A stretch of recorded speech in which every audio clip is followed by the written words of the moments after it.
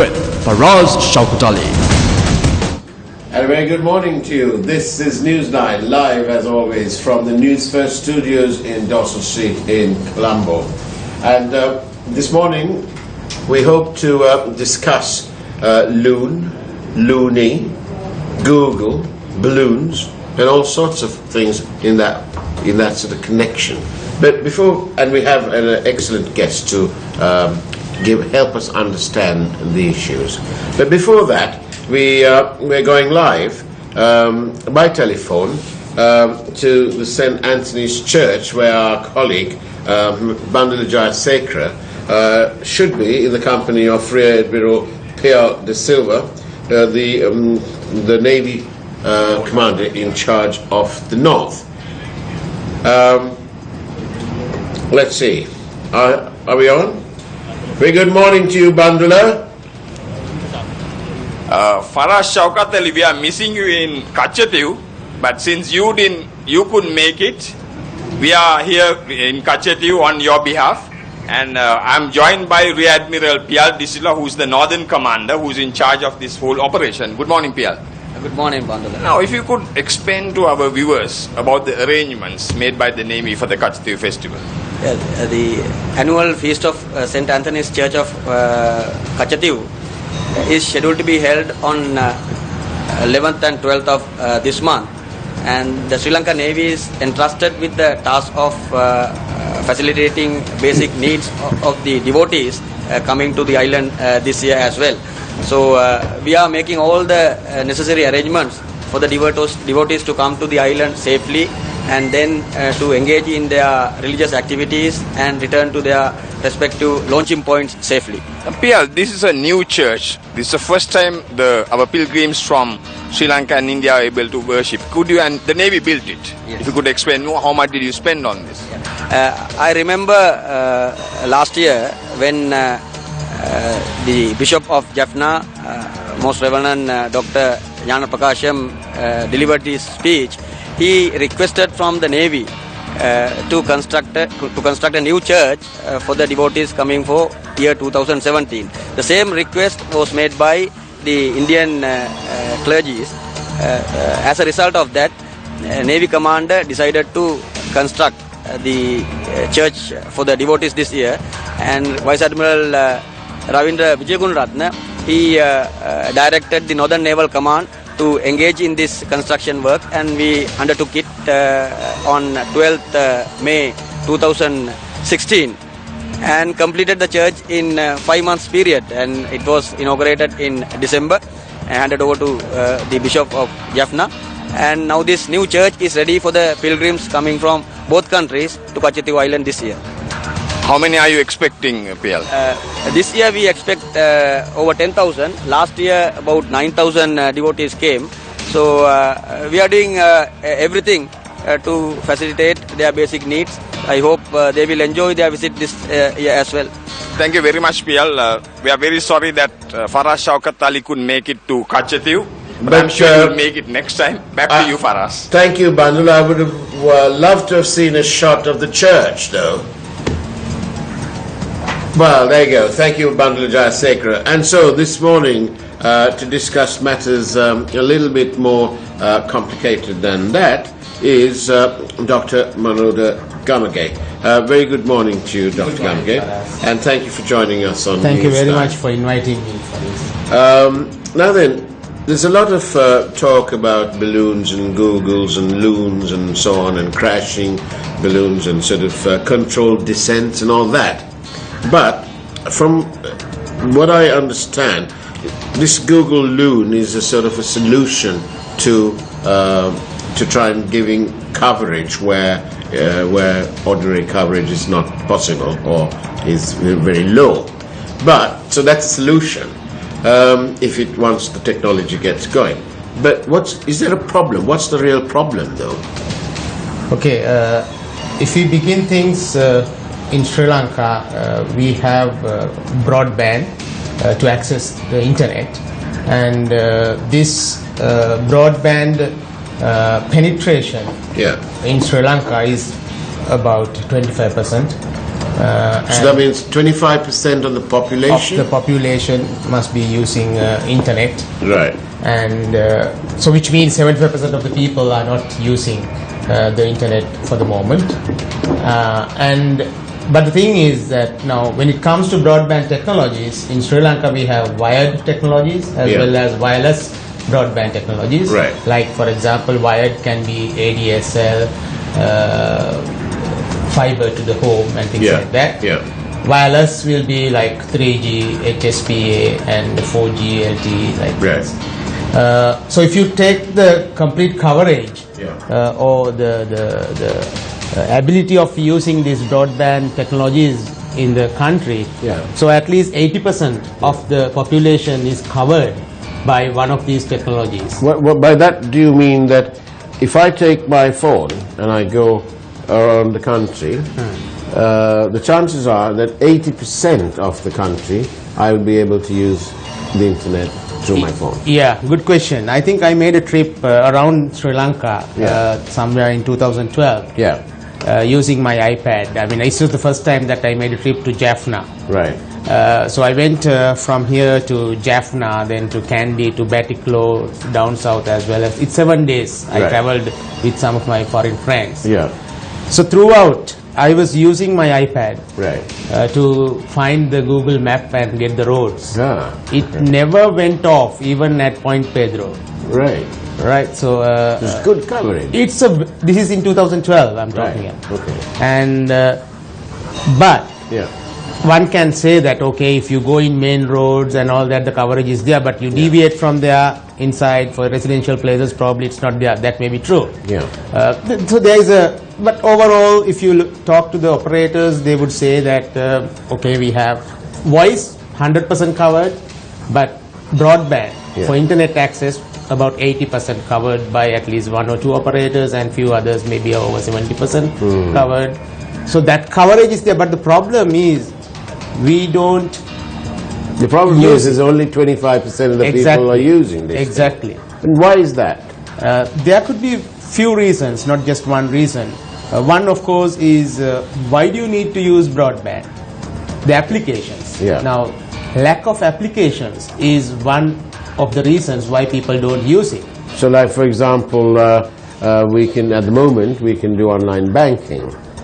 But then I don't know how much of online banking is done in non-urban areas. So online banking is kind of an extreme case for if you take the rural communities, but probably a more useful one, say government services, for example.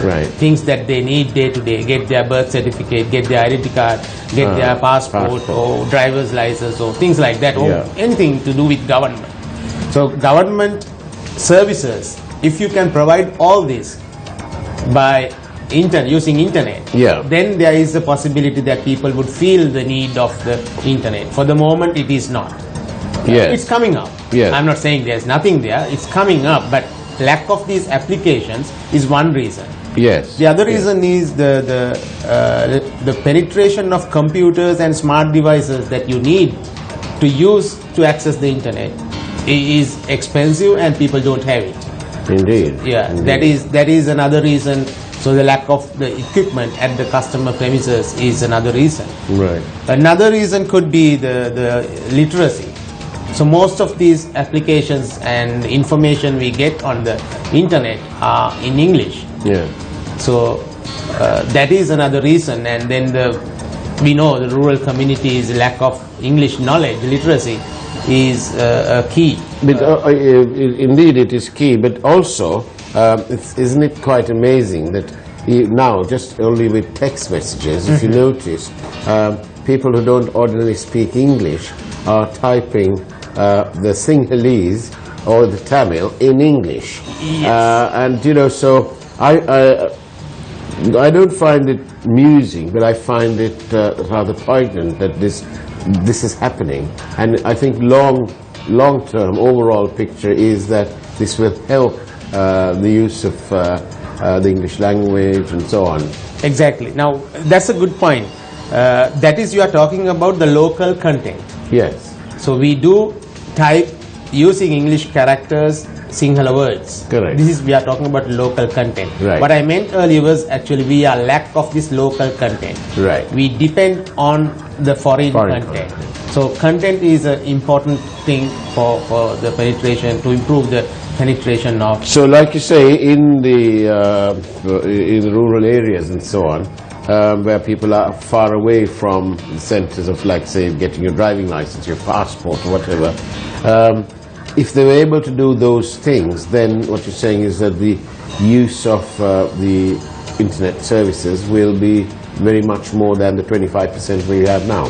Exactly, but also you have to understand the need could be different to the need you and I have. Say, for example, I basically need internet 24 hours. Right. Except to the few hours that I sleep. Yeah. We wake up with the internet, you want to check your mail, you want to read the newspaper, you want to check your bank balance, you want to do everything, you want to talk to your friend, family, everything we do through internet. So you and I need 24 hours internet, always on internet. Like.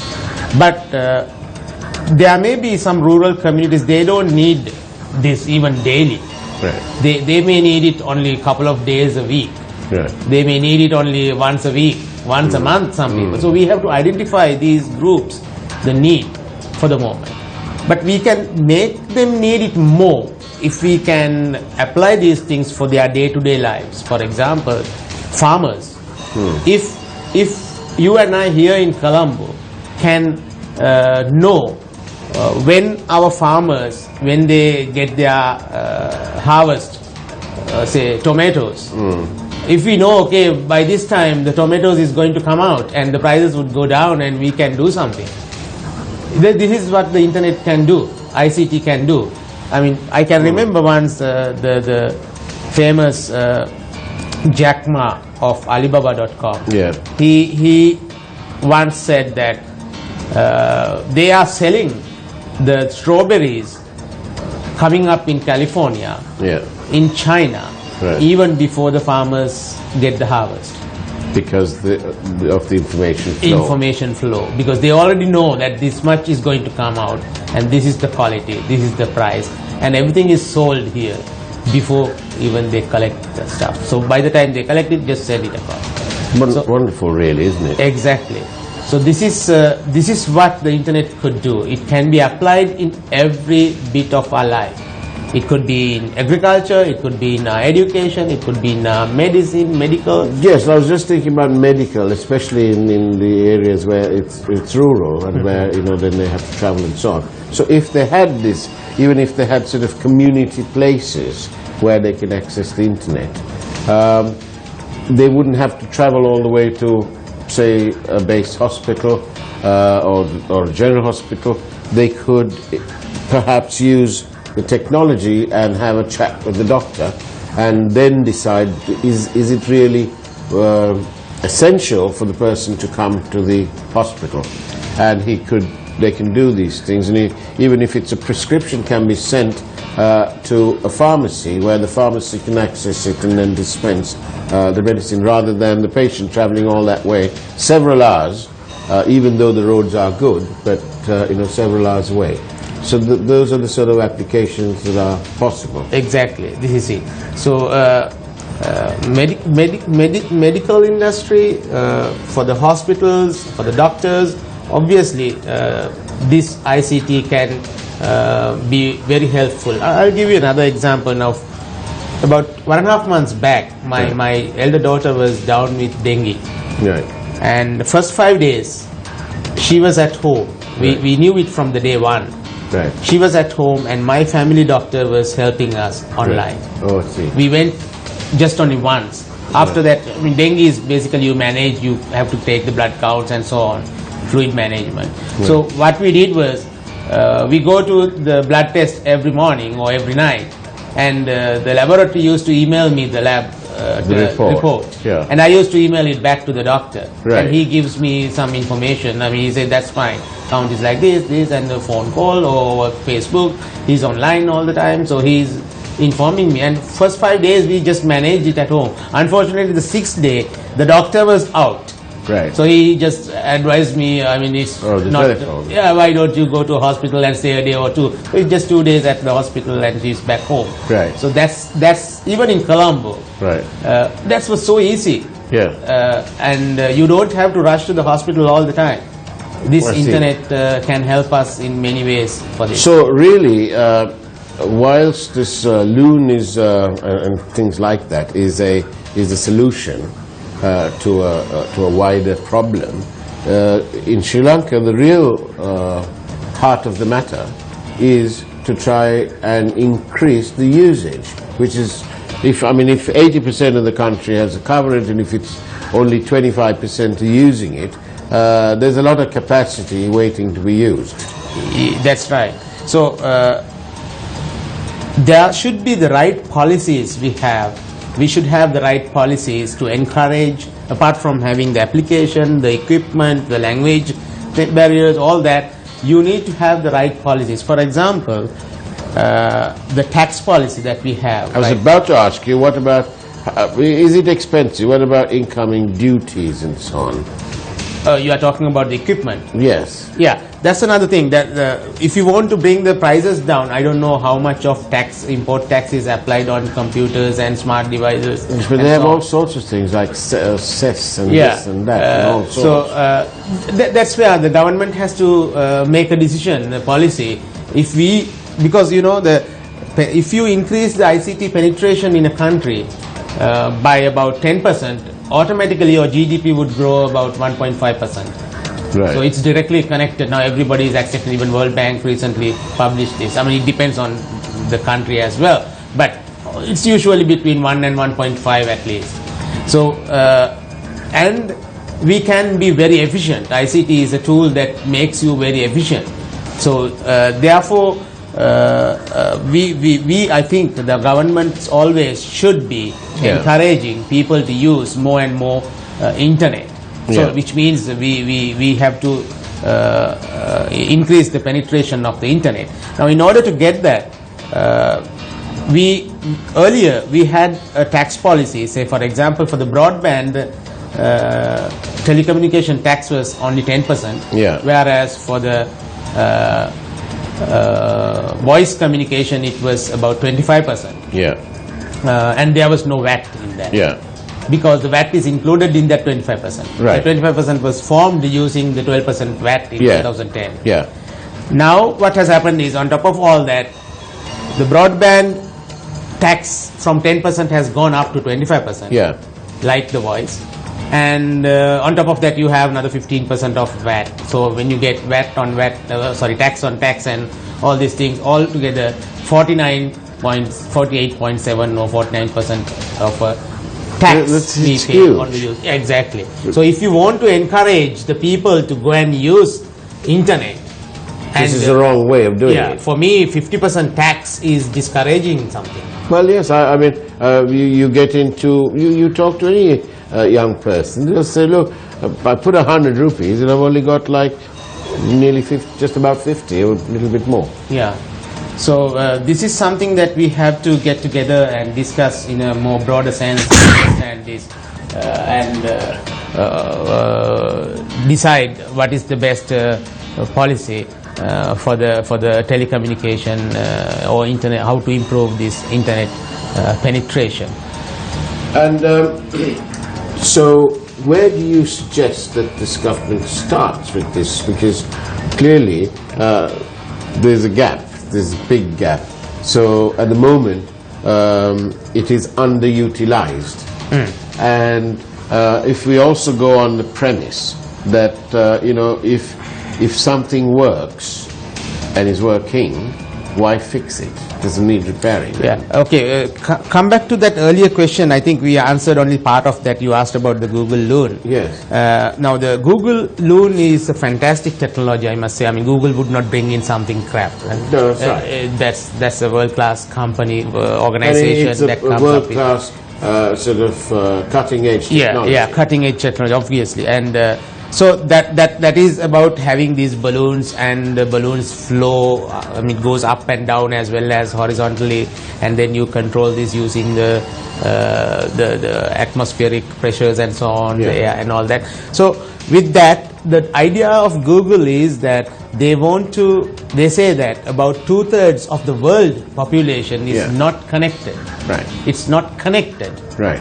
They are not talking about the penetration. They say they are not connected. Yeah. In Sri Lanka, we are 80% connected, Right. but not using. Right. So we've only That's got a different thing. That's a different thing. Yeah. So when 2/3 is which more than 60% Yeah. not connected. Yeah. So that's where they apply this technology to improve this connectivity, give them the connectivity. Right. And idea of Google, I mean, we all know that Google benefits by having more and more people coming on internet, because that's Right. their business model. Yeah. Because they give it free and they charge from the other companies and other people To advertise because on that. because they have this much of people connected to Google. Yeah. I mean, that's their model. So Yeah. that's the best. I mean, therefore they want to have all the complete population connected to the internet. Yes. But in our case, Yeah. if we are trying to extend this 80% to 100% at this moment, Yeah. what about that 25% and from there to 80%, 55% of the people who have the connectivity are not using it? I think we should be first addressing that. Once you address that, when you come up, let's say if you can bring the penetration of the internet in Sri Lanka to about 60%, Yeah. for example, I mean, that's a lot of money coming from 25% to 60%. It's more than doubling. You raise an interesting possibility here. Now, there's only 25% usage, but there is 80% availability. Exactly. Okay. Now then, if I was the marketing people at all our existing telcos, must be thinking, right, okay, so that we've got all that capacity. So it wouldn't be in their interest to spend even more money and try and capture the other 20% because the usage is so low and they're not making money. Well, they're making money, but they're not making enough money because the potential to make even more money is significantly present. There's only 25% of people are using it.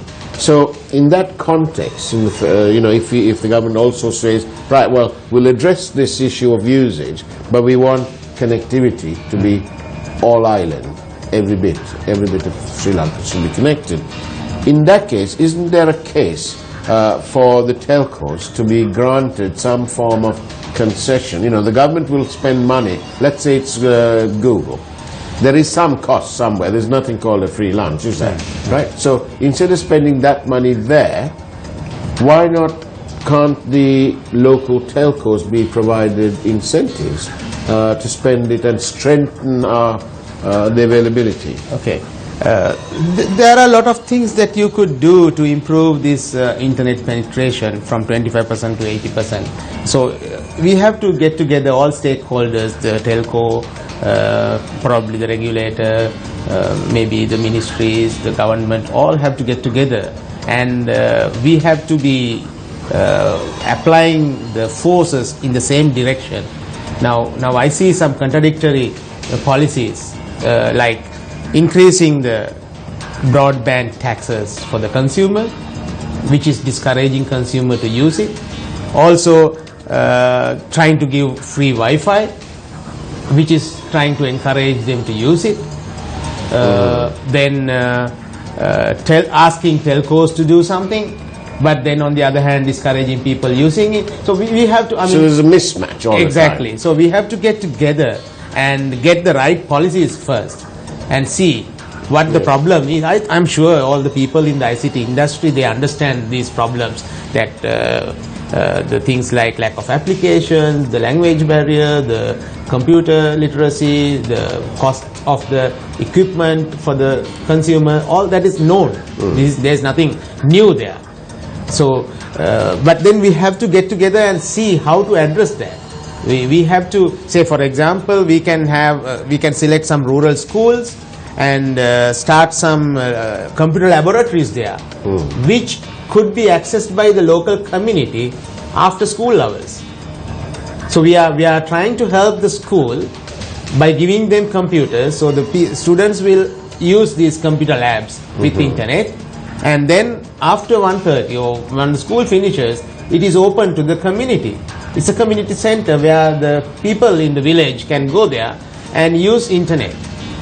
And it's also quite essential, isn't it, with so many migrant workers outside of Sri Lanka, and for them to keep in touch with their families, apart from the telephone call. Yes. It would be wonderful if they were able to actually use applications that allows them to see each other and so on.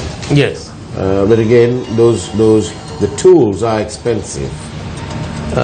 Actually, tools are not expensive today. You have all these software, like Skype or WhatsApp or Viber, all with video and audio both together. Yes. So it's almost free if you have an internet connection. That's right. But then what about I'm always thinking about the people out there in the non-urban areas, where it's a challenge with the rising cost of living and so on, and all the expenses, children's education and transport and all sorts of things. I think they wouldn't mind having a basic telephone with spending a couple of thousand rupees. Yeah. But having a smartphone is not really their priority. Exactly. They'd like to have it, but they can't. Yeah. It's relatively So that's expensive. where I said the community centers, where the people can commonly use these devices. Yeah. So that is the way forward for them. So it's all about the affordability, obviously, as you say. So we should be starting these community centers. I think India is very good in that. Yeah. Their situation is much worse than the situation in Sri Lanka, but they have all sort of these kind of, we can call them innovations in a way. It's not huge technology involved in there, but the concept wise, it's an innovation. So I can remember some time back in India, they were changing their television into a computer screen and trying to use the remote control of the television as the keyboard for the computer. And one other thing, Dr. Gamage, isn't it? How do in other countries? How do the operators manage to give away their telephone, their handsets? And can't we do that here? Can't these handsets be given away by the telcos, and so to encourage the greater use of the internet? Okay, it's not given away free anywhere in the world. No, nothing like a free lunch. Yeah, so it's like this. We can do that. You can give a phone. I can give. I mean, if I'm a telco and I can offer you an iPhone. Yeah. I say, okay, it's free for you, but then you got to be with me for the next 2 years. That's right. It's a contract, and your monthly rental is this much. Right. So with that, you are covering the cost of the phone. That's the model. That's right. But in Sri Lanka, I think it is not allowed. That's why we are trying to regulate. It's not allowed. The regulatory mechanism, to my knowledge, in Sri Lanka is that your price has to be based on the cost. So you can't give the phone free.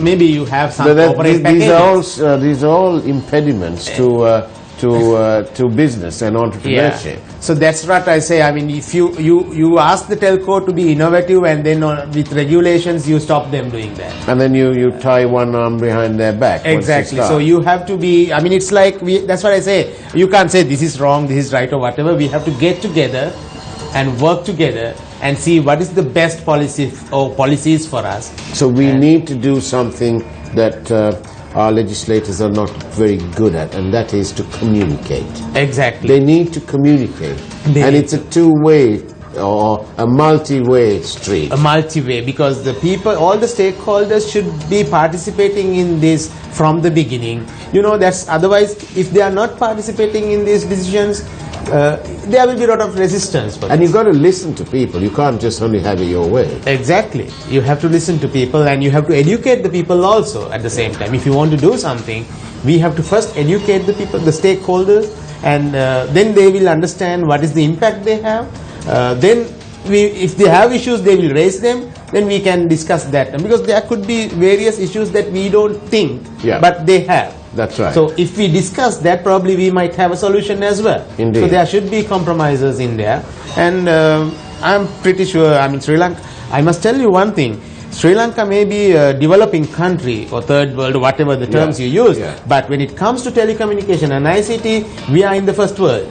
We have all the latest telecommunication technologies in Sri Lanka. And the people. Exactly, the knowledge and the people. So especially if you take young people in the ICT, developers, I think we have to use them. For the moment, we don't see a program, like say all the software that we need for the e-government and the government services, everything can be built here. Earlier we talked about education connecting with ICT. Why not? You can ask some of our young people. There are locally developed e-learning platforms. Indeed. I mean, easily you can find 5 to 8 or 10 or whatever, and then divide Sri Lanka into certain areas and ask these people to go and do these things in the schools. Of course, government would have to spend money, but then give that comfort for these developers so that they would come and do the innovation for you. Wonderful. You know, I'm genuinely saddened that this half an hour has come to an end, because it is extremely informative, and thank you very much. And I think at the end of the day, the message is, let's communicate. Dr. Gamage, thank you very much for being on Newsline, and we hope you'll come on some of our other programs, including on our sister Sinhalese channel, and let's carry forward this message that we need to communicate. Before we start flying up in the sky and talk of balloons and all that, let's talk. Sure. Thank you very much for inviting me. It's an absolute pleasure, and we're grateful for your presence. Thank you. Thank you. And that's it from us over here today. But we'll see you same time, same place on Monday. And in the meantime, it's all the best for the day and the weekend. Take care and God bless.